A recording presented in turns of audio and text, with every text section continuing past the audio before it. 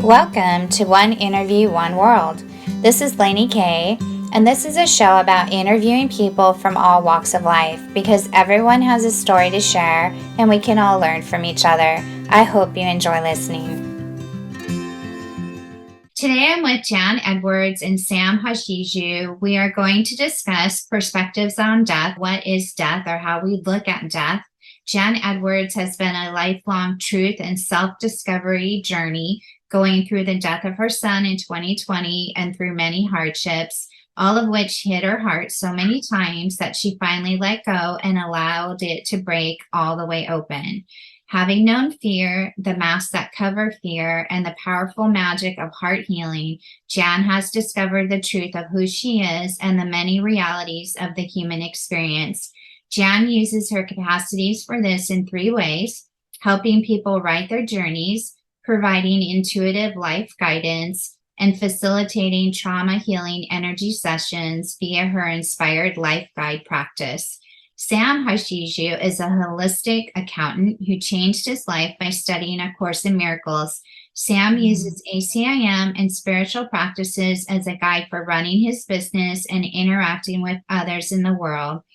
Jan and Sam will have insightful perspectives today on how we look at death in our lives and in our society. Thank you both for being here today. Thank you. You're welcome. I will ask each of you to give me your perspective on death and what you feel is important. So, Jan, why don't you go ahead? I think what really prompted me to bring this subject up to Sam originally, and then to you and a couple of other people in the last year or so, is because my experience with my son passing in 2020 and what most people would think that I would experience at the effect of that was life-changing. And, you know, this mystery that most humans are afraid of is fascinating. People don't want to talk about death from a really personal space because they're almost afraid that if they talk about it too much, they're going to bring it on or something like that. And heaven forbid we should bring on death of the human body. I think what is the biggest fear we have besides public speaking, and we're doing both right now. So there we go. That's a good point. Yeah, I mean, I think without going into too much detail yet, the perspective that I had during that experience was multiple, almost like I had 3 or 4 different dimensional realities hovering around me, going through me and passing through me one at a time. And as each one, based on a belief system I have about death, or I had about death at one point in my life, or what I've learned about death, reality, illusion, the veil, spirit, non-physical, etc. They were kind of taking turns, like, where are you right now, Jan, with this? And even when he was dying, even when we weren't sure he was still alive. And I was the witness. I was the spiritual being inside this body that my mother named Jan, experiencing myself going through these different emotions, perceptions, sensations, and watching them. So I was watching myself. So yeah, I'll just start with that. It's mysterious, it's fascinating, it's complex, and my life has changed because of that experience. Thank you. Sam, what is your idea on this? Well, for me, I've evolved to the point where, to me, there is no death, just a transition from this duality physical world into the spiritual world, where you get into, I think everybody knows about NDE, the near-death experience. But based on that, assuming that they've experienced that and what they saw and came back to tell us the story, I'm in a space where that I have no grief for someone passing. It's more of a celebration for them to get to the place where there is no pain and they're totally blissed out. So if you get into a place of knowing that, obviously we go through grief, if I'm going to go through that, it's just a question of how long do you stay there? Is it a split second, a minute, a day, or you take it to the grave? Where a lot of people that I know, they're still grieving and they'll grieve forever until they're gone, right? So that impact the way they live the rest of their life on this earth, and not completely where they're totally without stress and anxiety. Good, because there's a lot of situation comes up where it brings back those memories, although you don't want to think about it, but your friend's son or somebody else passes away, it's going to take you right back to that moment that it occurred, and you're going to go through the sadness and grieving. But if you get to the place where you're in a better place, then you don't have to uh, be concerned about that or have no stress regarding you personally dying or someone else dying. And it's not just, I take it beyond just human beings. It could be your pet, dogs or plants or anything live. Everything is live on this earth. So even the earth itself is alive. So if the whole earth blows out as an extreme case, it'll be fine. Because you're going to go to a different place and the earth doesn't exist, but you're out there someplace else, right? So that's the way I see, in my perspective, what death means to me. So I have no fear of death, period. I wasn't always that way, at one point in my life, I wasn't always that way, but I'm in a place where I have zero fear of death, of myself and of other people as well. Yeah. And it takes a while to get to that point. And I would assume that, studying A Course in Miracles and spiritual practices had a lot to do with that, Sam. Absolutely. What about in your culture? How do Japanese people view it? Well, I think, Japanese people, like I know when Jan and I, we talked a lot about the samurai culture where we originally started from, and it's an honorable, when the samurai commits suicide, it's an honorable killing of themselves. So it's kind of honored, way to leave the earth. So I don't think there's as much drama attached to it as here in the Western culture. Yeah. And I would say all three of us are quite spiritual. So I think we have maybe a more open understanding and feeling in our beliefs that we continue on. It isn't that you're one and done, this is it, that there's nothing else. I mean, I believe that our spirit does live on. And I think a lot of religions believe that too, but I think many people have a really hard time accepting that. So I think that's a good thing to talk about is, the spiritual side and how we can help people be more open that it isn't like when the person's gone, they're not there anymore. So Jan, what is your opinion on that? Well, it really all boils down to what you were conditioned to believe and what was modeled for you as far as loss, behaviors around loss, ideas, definitions about what death is and what happens to you and where you go, or do you go here if you did this or there if you did that, or also beyond religion and parameters of that, even with people who have the capacity to see spiritual energy and beings in the non-physical, that's a whole other set of capacities that affect how you see death, how you're affected by someone who dies. A lot of the shows that we grew up watching and the movies that we've seen, they were actually either imagined, but also channeled from, source, the universe, from a bigger consciousness.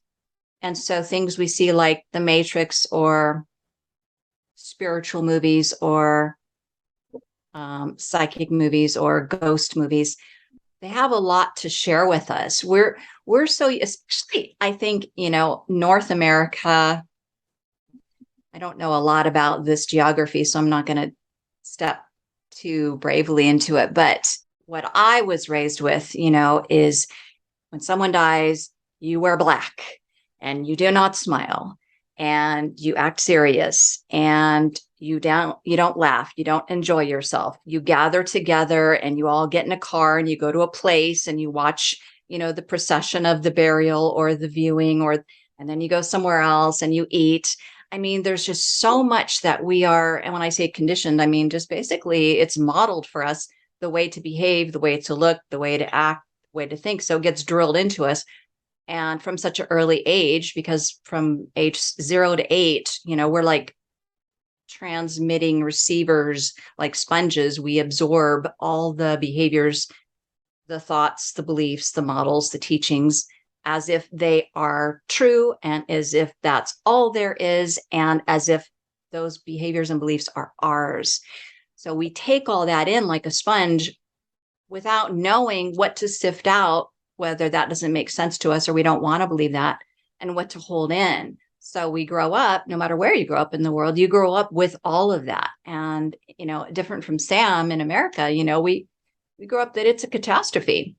And I mean, I part of me didn't even want to share with a lot of people, especially on social media, when my son passed, because I knew what I would hear, which is, the death of a child is the worst experience a mother could ever have. That's what we're taught. It sounds legit. It sounds absolutely true, indisputable, but I wasn't feeling that. I wasn't feeling that because I had done so much inner journeying to, the source within me and other realities, beliefs, dimensions, energies, etc., that I didn't really have that. It was horrible, but it wasn't. And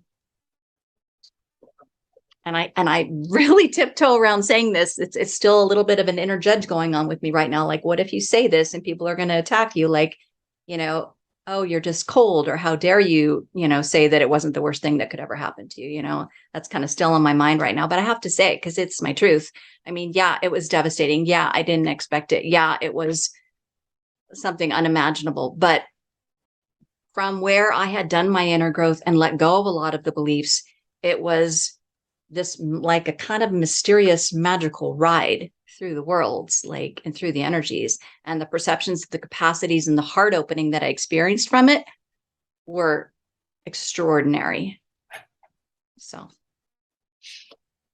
you felt that because you had already gone through many journeys on your spiritual awareness, that you were more open to understanding the avenues that were happening, and knowing that your son, even though it was devastating that he was going to pass away, that you were able to understand it was just his body that was leaving, but he wasn't leaving. And I would say it like this: I wasn't my body. I wasn't my emotions. I wasn't my personality. I wasn't Jan.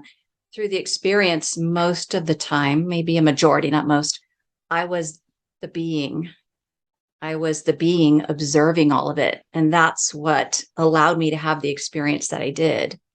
But then when I would dip back into being Jan, the mom, looking at my son's girlfriend breaking down in tears, all of a sudden I was in that reality, breaking down in tears too, Mm-hmm. Yeah. Sam, did you want to add any points to what we're I think, now that we talked about in Japan, actually, when we have a funeral service, it's more like a celebration because they bring out the beer and alcohol and start drinking and have a good time. So I don't know where that culture came from, but that's what they do, It's not like what Jan was mentioned by Somber, we're black and you can't smile and you gotta be serious. That's not true in Japan. Oh, culture. that's good. Yeah, so I don't know if that's the Japanese culture or the Eastern culture in general. That I don't know, but my personal experience in Japan was that, yeah, they do celebrate the passing of a person. So I think that's a good thing. So I grew up Mhm. in that culture, so that might have some influence on how I feel. And I think when someone passes, I think it's the people that affects the most is always the people that's still living on this earth and having to deal with missing that person that passed, right? Because they're looking for, like I always say, they're looking for external events Mhm.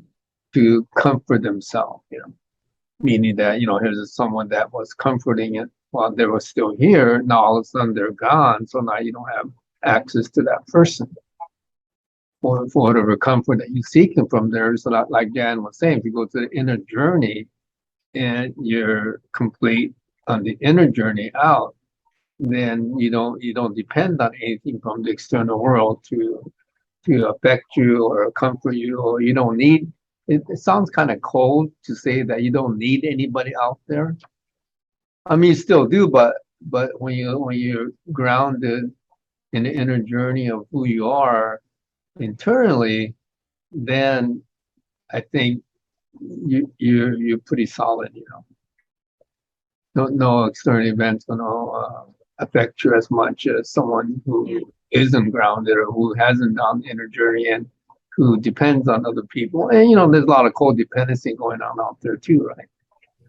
So you know, people, and there's a lot of codependency. So it's a tough one. I know it's a very difficult subject that we're talking about, and I would say maybe only the 2 or 3% really get it, and the other 97% will not make the commitment to try to understand it.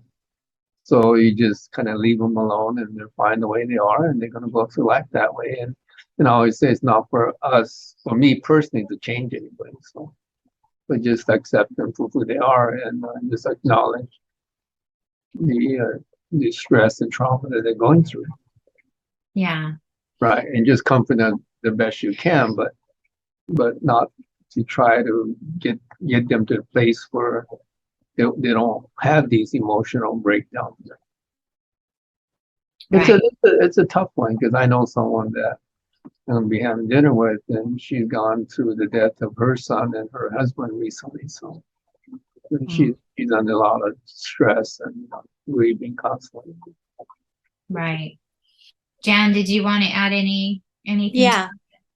Thank you. Couple things. One is I was thinking about one of my clients who was talking about this trip he was on in Nepal, and they were on the top of a mountain about to board a plane, a small plane, and all of a sudden they heard an explosion, and it was on another mountain, and a plane had taken off and blown up in the air, and the people who this person was with were ready to board the plane, and they were like, "What happened?" And the pilot said, "Oh, plane exploded," and he's like, "No survivors." And No big deal. everybody was like, "What?" Everybody Right. died. Like, why aren't you freaking out? Why aren't we stopping the plane? Why aren't we all rushing over there? Why aren't there fire trucks and alarm, sirens and things? And they explained that's this is life and this is death, and everything lives and dies and lives and dies. It's just a cycle, no matter if it's a tree or a human. There was like no big deal. It's such a different culture. I think that was in Nepal. That's what I wanted to say. I also wanted to say a lot of the emotion and the effect, physically, spiritually, emotionally, on someone who has passed, has a lot to do with their level of uh, communication, healing with the other person, any disagreements, misunderstandings, unspoken words, broken bonds, the stuff that humans do. If there's a lot of that hanging around, there's shame or there's anger or there's rage or there's resentment or there's whatever, that has a lot to do with how you're going to feel when someone passes away. And my son and I had, over the year before that, just really cleared everything up, and not only cleared it up, but actually had a very special bonding experience. So he would have been 30, I can't remember, 36, April 2nd. And we had this bonding experience with both my sons and my older son's girlfriend, April 5th. And then he passed May 2nd.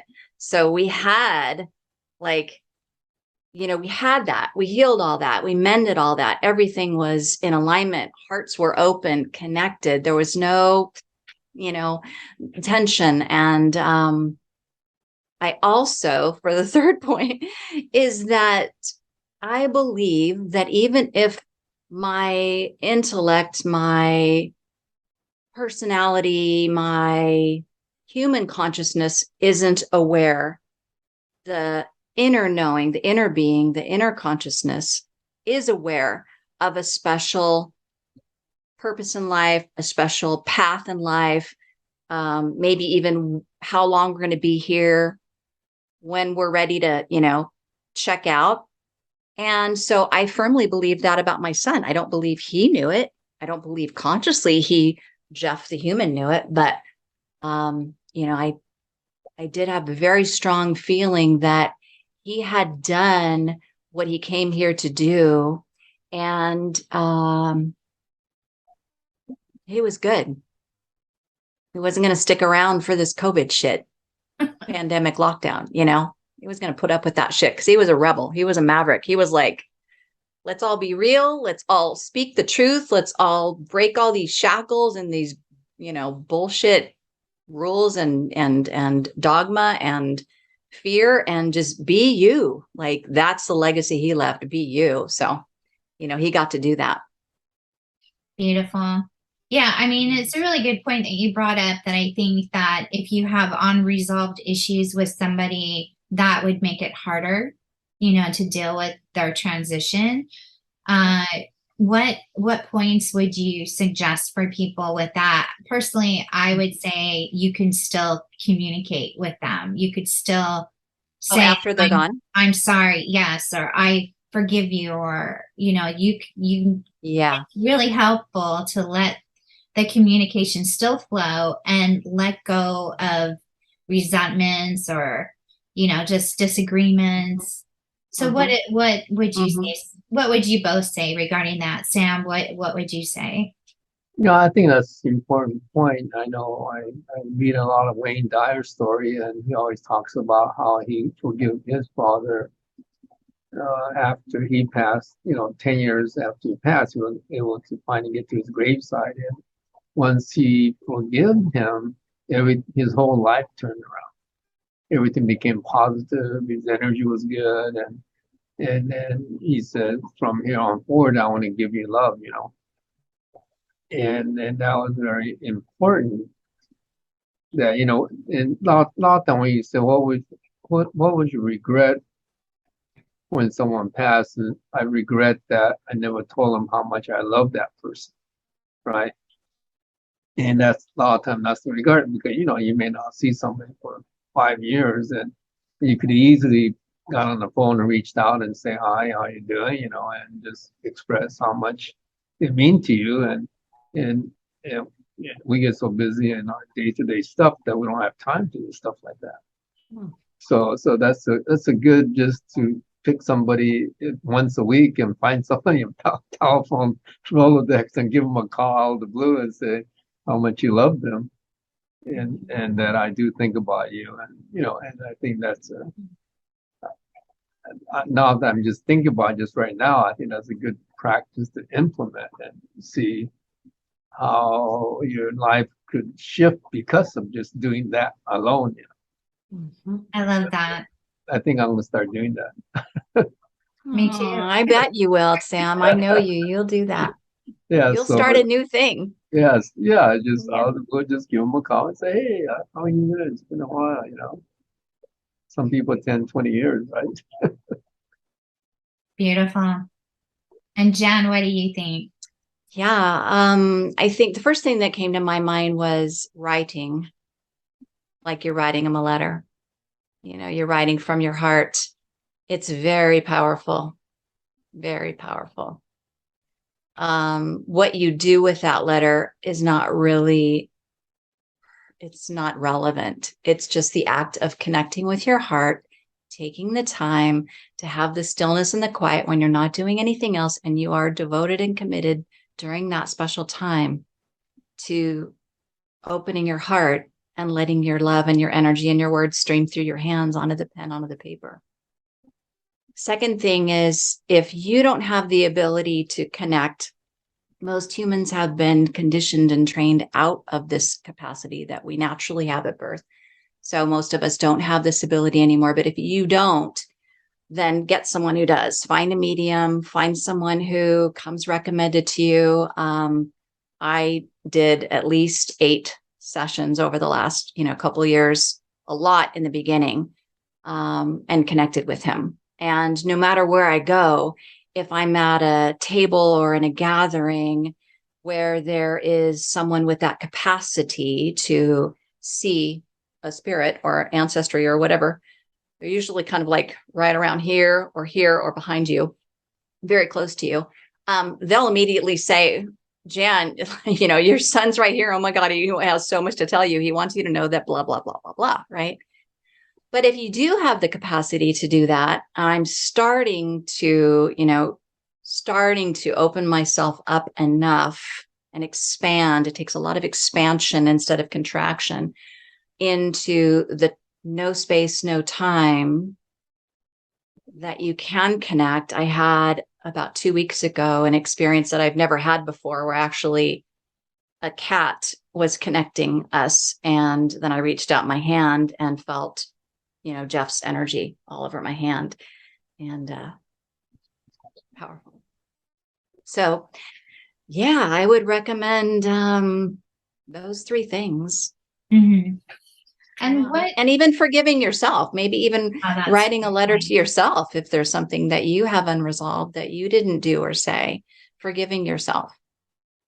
Yeah, that's really good.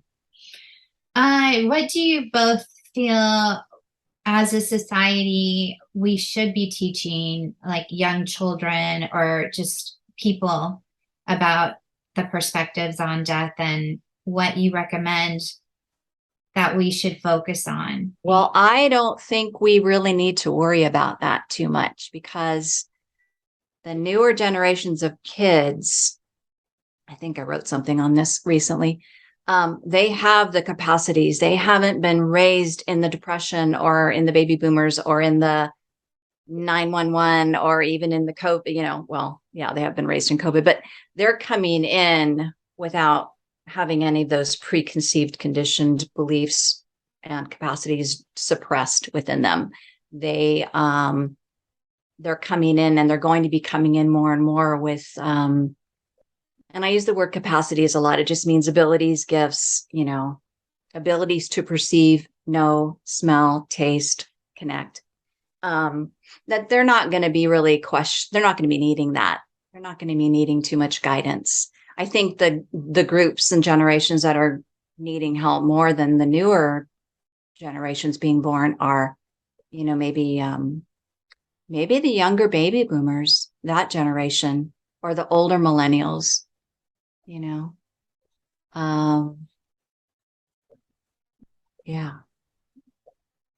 And Sam, what do you think would help?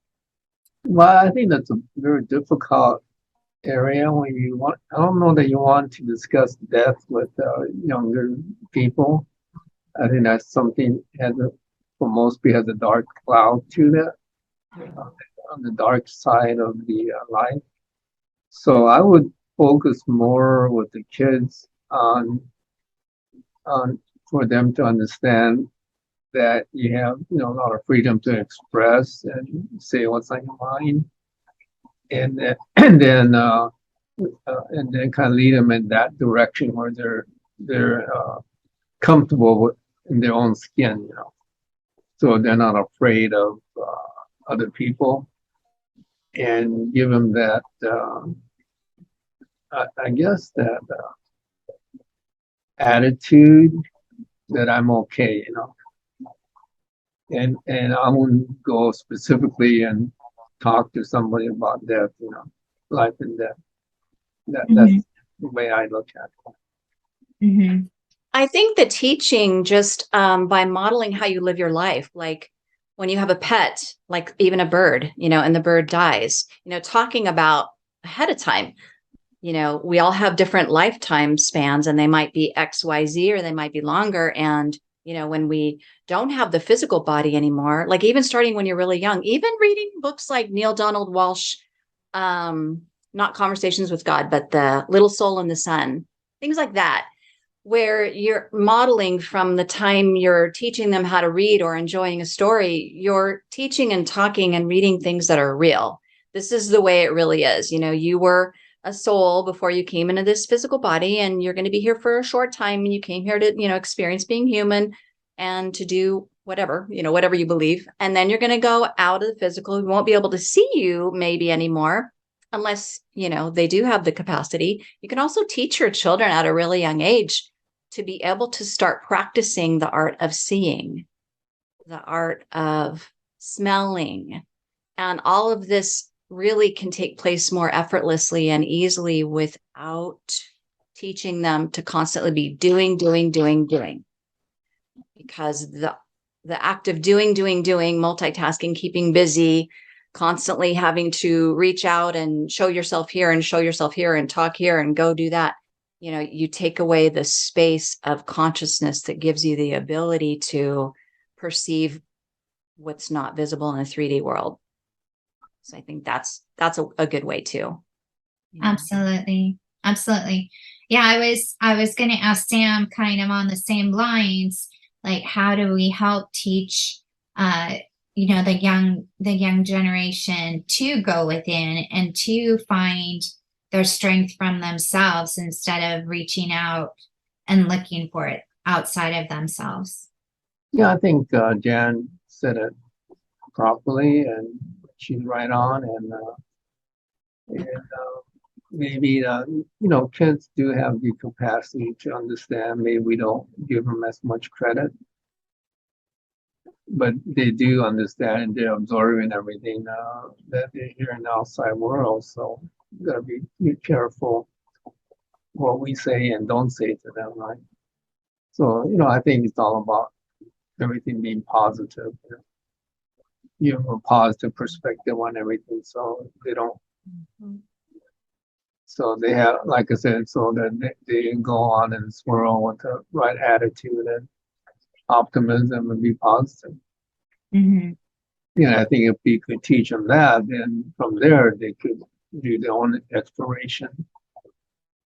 Okay. Jan, did you want to touch on anything about what you went through, in addition to what you've already said, that kind of changed you when you went through the passing? Oh, well, yeah.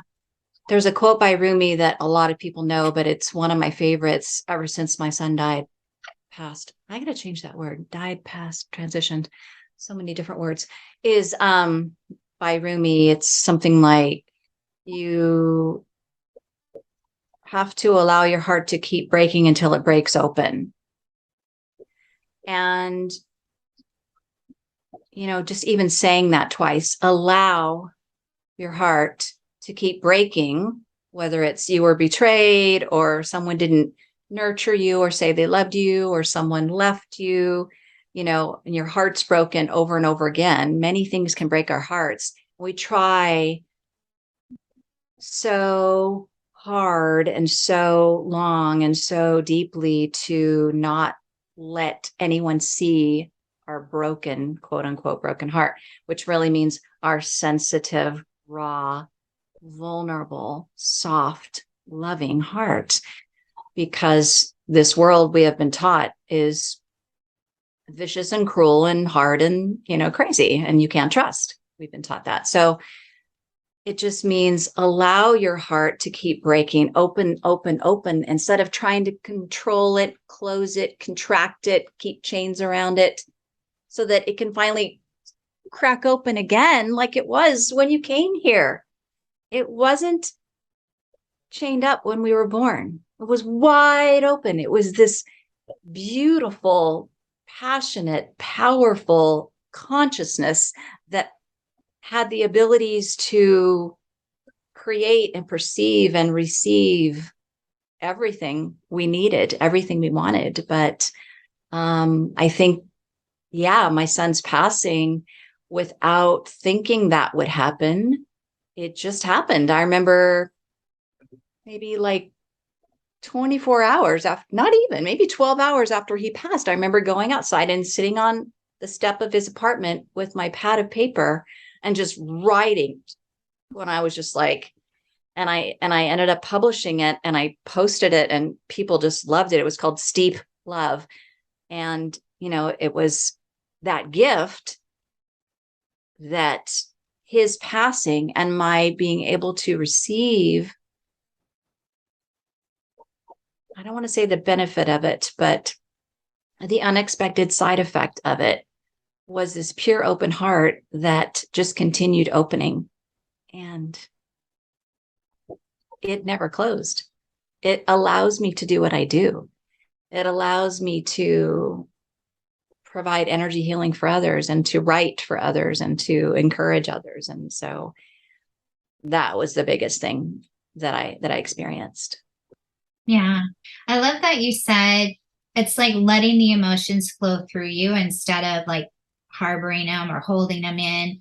That is like a really good tool for someone who's dealing with someone that passed away, because you're so sad and maybe you don't want to deal with it. So let the emotions happen and then open yourself up. Also, you just reminded me, not everybody experiences the degree of sadness that they think they should, but there's a stigma to that. There's a judgment that they were born with on not feeling enough sadness that they carry with them. So that creates its own set of suffering and its own byproducts, acting, putting on a mask, codependency, blah, blah, blah. Like, the important thing here is feel what you feel. Feelings aren't ever lies. They are never not true. They are never not real. You have to be able to give yourself permission to feel what you feel, when you feel it, however you feel it. So I think that's one of the things that I really work with people on is, because that's really, I think, the disease of humanity, is that we have been taught not to feel, that it's not okay to feel or to show our feelings, Yeah.